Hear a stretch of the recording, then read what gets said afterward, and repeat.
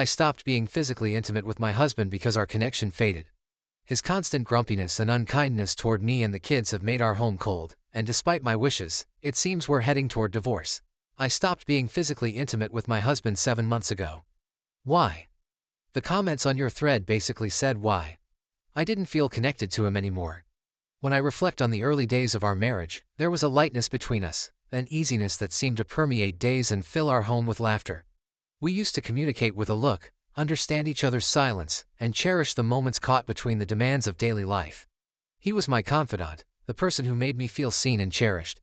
I remember the way he used to tuck a strand of hair behind my ear, or how his hand would find mine across the crowded spaces of our lives. Those gestures, seemingly insignificant, held the weight of promises and the warmth of enduring love. Then, gradually, the atmosphere shifted. The buoyancy that had defined our relationship began to dissipate, replaced by a heaviness that neither of us could clearly identify at first. After we had kids, those signs of affection went 100% to his children. However, it wasn't just about the kids, though their arrival certainly reshaped our world in profound ways. It was something deeper, a fundamental change in how he saw me, or perhaps, in how he chose to express his feelings. I became an afterthought. Worse actually, I became an annoyance. At first, the change was slight. His smiles perfunctory and his once frequent caresses had become rare. Every time I walked into the room, the light in his eyes seemed to go out, as though I were a burden rather than a blessing. It was a silent anguish that intensified with every apathetic look and harsh comment, hurting in ways I was unable to put into words. Our conversations, once filled with shared dreams and playful banter, became logistical exchanges primarily focused on the kids or household duties. I tried to bridge the widening gap, reaching out with tentative words of affection, or attempting to initiate the kind of spontaneous intimacy that had once come so naturally to us. Each effort seemed to meet with a wall of indifference or, worse, irritation. The more I pressed, the more he withdrew, until the distance between us felt insurmountable. I could never do anything right. I was, by his words, always forgetting, and lazy, for small things, such as forgetting to put leftovers in the fridge. The man who used to light up my world now cast long shadows over our home. His frustration seemed to simmer just below the surface, erupting over trivialities. He criticized more than he complimented, and what was once playful teasing now felt like pointed jabs. I recall one really depressing night. The kids had been particularly rowdy, and I had spent hours trying to settle them into bed. I entered the kitchen, exhausted, and saw him glaring icily at the shambles that had been left on the counter. He angrily asked, "Can't you just clean up after yourself?" It felt colder here than it had outside that night. His words stung, not because of their severity, but because of what they represented. A deepening void filled with resentment and misunderstanding. I looked at him, really looked, and saw a stranger where my husband used to be. The air in our house grew thick with unspoken resentments, and as much as I tried to penetrate the silence, my efforts seemed to only drive us further apart. His moods became a barometer for our daily life, unpredictable and often stormy. His words hurt, but more than his words did when he was grouchy, which was most of the time these days. There was an underlying coldness about him that permeated every part of our house. So obviously over time, I don't really feel safe with him, or even enjoy hanging out with him. The irony is that I love him so much that I want to be physically intimate with him because he's great in bed and selfless. But I just don't desire him. He's not kind to me or the kids when he's grumpy, which is most of the time. I tried to explain, to tell him how much I missed him, how much I missed us. "We could have a perfect life," I said, my voice barely above a whisper. "Just be happy, enjoy us. That's all I want, kind words, no criticism, small touches. We'd be having so much sex. But nah, that's too hard. What he's decided to do is withdraw. Give up. Marriage light, he calls it. No talking. No interaction. If he doesn't get sex, he's going to just do the bare minimum, for the family. Because sex comes first, then he'll be nice. Smart guy, but he's literally doing the opposite and saying that's the solution to his lack of sex problem." With a look of discouragement or even contempt, he shook his head.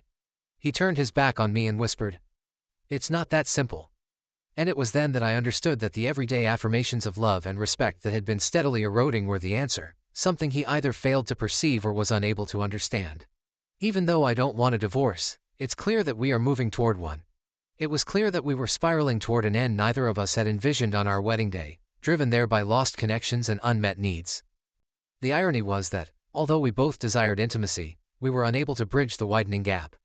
Update. One evening, as I was setting the table for dinner, Our youngest, Mia, accidentally knocked over a glass of water.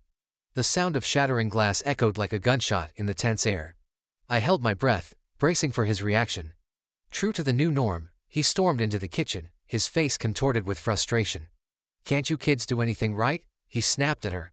Mia, only 7, her eyes wide and brimming with tears, recoiled as if the words were physical blows. I rushed to her side, but the damage was done. She was shaking, a small scared shadow of the bubbly child she once was. That night, after I had tucked Mia into bed and soothed her fears, I confronted him.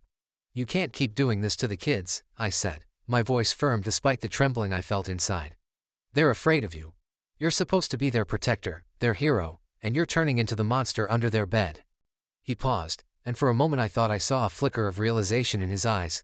But it passed quickly, and he shrugged off my concerns. "They need to learn discipline," he said, his voice devoid of the warmth I once loved. "I'm not going to tiptoe around them." The chasm between us widened with his every dismissive remark.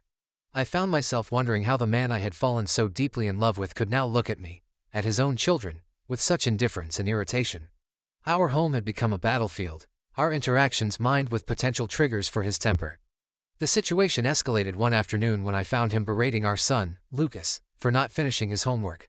His tone was harsh, his words sharp, and I saw in Lucas the same fear that had gripped Mia. I stepped in, unable to hold back any longer. "Stop it! Just stop!" I shouted. "They're just children, you're tearing them apart." He turned on me then, his anger no longer contained. "And what about you?" he retorted. "You're so busy defending them. You don't see the stress I'm under. You don't see me at all." I realized then that this was more than just a rough patch. We were at a breaking point. His unwillingness to seek joy with us, his relentless negativity. It wasn't just pushing me away, it was affecting our children deeply. Each day left emotional scars, and I feared the long-term effects it would have on them. The home that once held laughter and love now felt oppressive, a place where joy was suffocated under the weight of constant criticism and discontent. Edit. I'm not here for advice despite the flair. 20 years is a long time to build a life with someone. It's enough time to knit together countless memories, shared dreams, and intertwined lives.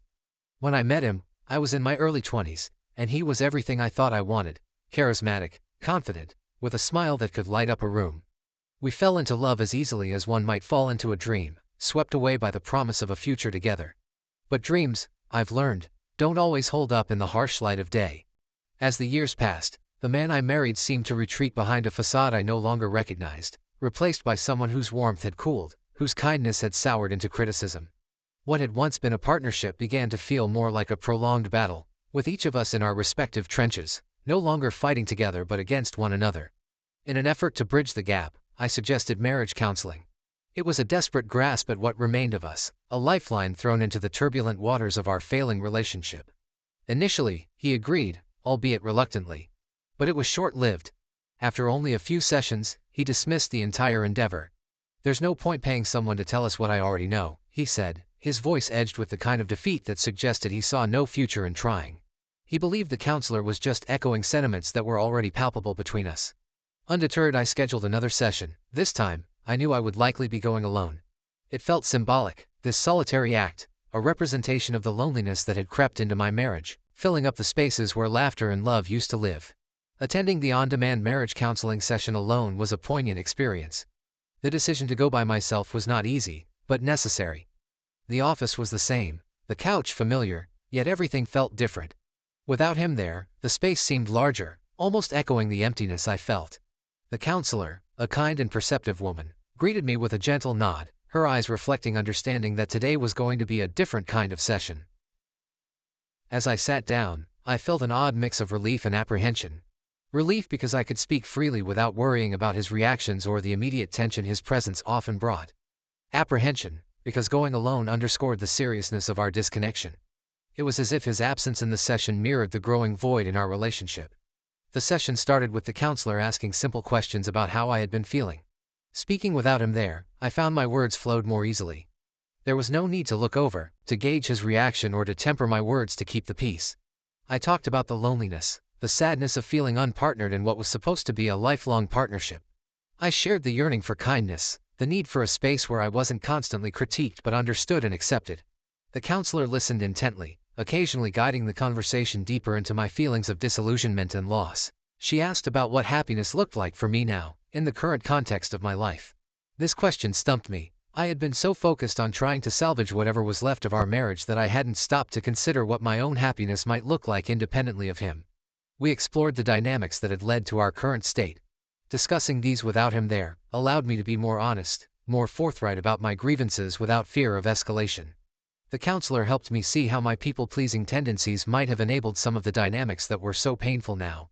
We talked about setting boundaries, about the importance of self-care and self-respect in any relationship. The session came to an end and I felt lighter. It wasn't as though my problems vanished magically, but more like I started to see things clearly. By sharing my fears and worries openly, I felt stronger. Yes, the feeling of being alone was still present, but with it came a newfound courage, realization of my own needs, and the understanding that it's okay to pursue a life that meets those needs. Leaving the counselor's office, I felt a stark contrast to the times I had left it with him by my side. Previously, each session was followed by a silence, sometimes resentful, sometimes exhausted. We would leave together but more divided, each of us retreating into our own corners of pain and misunderstanding. This time, I left feeling a sense of individual purpose. The path forward was not yet clear, but the journey felt like my own. Reflecting on our 2 decades together, I've come to realize that the foundation of our relationship was flawed in ways I hadn't seen, or perhaps hadn't wanted to see. I have always been a people pleaser, a trait that made it easy for me to overlook slights, to forgive without amends, to absorb the brunt of his frustrations without complaint. I thought this was resilience, perhaps even a form of love. But there is only so much one can bear before realizing that what is being carried is not shared weight but a unilateral burden. Now, as I contemplate attending counseling alone, it feels like both an end and a beginning. It's an admission that while I can work on myself, I can't force him to engage with me in this process. The love I have for him persists, a stubborn flame not easily extinguished even by years of hardship. Yet, loving him no longer means sacrificing my own well-being. I've fallen out of love with the man he has become, even as I cling to the memory of the man he once was.